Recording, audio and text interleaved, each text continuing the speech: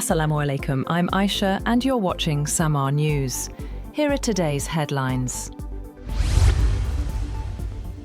Iran's President Masoud Pezeshkian says Tehran is ready to accept verification of its nuclear program to prove it is not seeking atomic weapons. Speaking in Tehran, he said Iran would not bow to what he called excessive Western demands, including over its missile program. The statement comes as talks with the United States continue amid deep mistrust on both sides.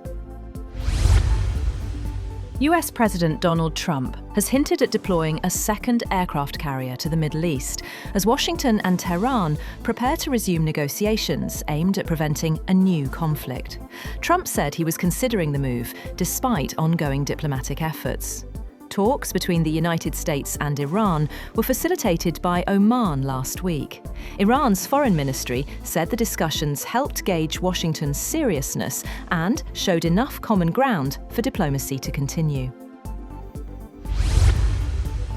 US President Donald Trump is set to host Israeli Prime Minister Benjamin Netanyahu at the White House today. Netanyahu is expected to urge President Trump to expand US talks with Iran beyond its nuclear program, to include restrictions on Tehran's missile arsenal and other regional security concerns. The meeting will mark Netanyahu's seventh visit with Trump since the president returned to office nearly 13 months ago.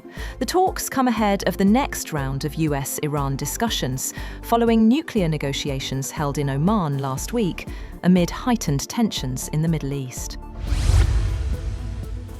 Also, France says it will increase humanitarian visas for Iranians seeking asylum, following Tehran's recent crackdown. Foreign Minister Jean-Noel Barrot said Paris aims to support opponents persecuted by the regime. He told Parliament that France would expand protections for those seeking refuge.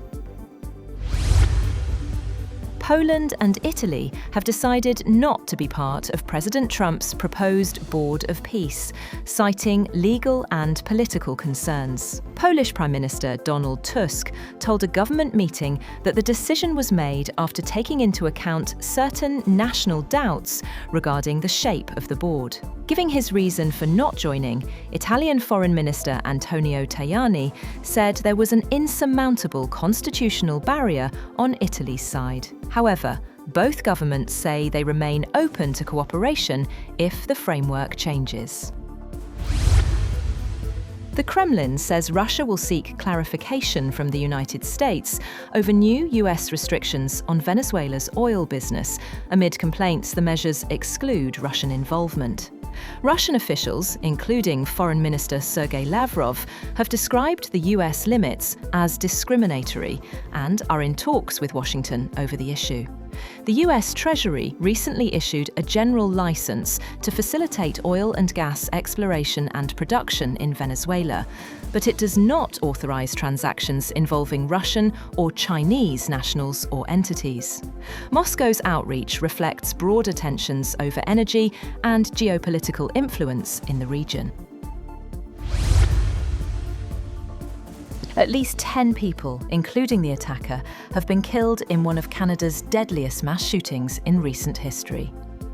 6 victims were found inside Tumbler Ridge Secondary School in British Columbia, 2 at a nearby residence, and another died en route to hospital. The suspected shooter, described as a female wearing a dress, was found dead at the school from an apparent self-inflicted injury. Police said there are no other suspects or ongoing threats. At least 2 others were hospitalized with life-threatening injuries, while up to 25 received treatment for non-life-threatening wounds. Officials confirmed counseling would be offered to students and the community. Colombian President Gustavo Petro narrowly escaped an assassination plot while flying with his daughters, officials said.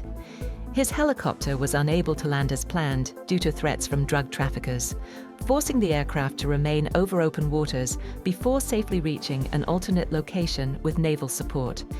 Petro, who has faced repeated threats since taking office in August 2022, remains on permanent alert amid rising violence ahead of presidential elections. The assassination attempt coincided with the kidnapping of Senator Ada Quilquio in Coca.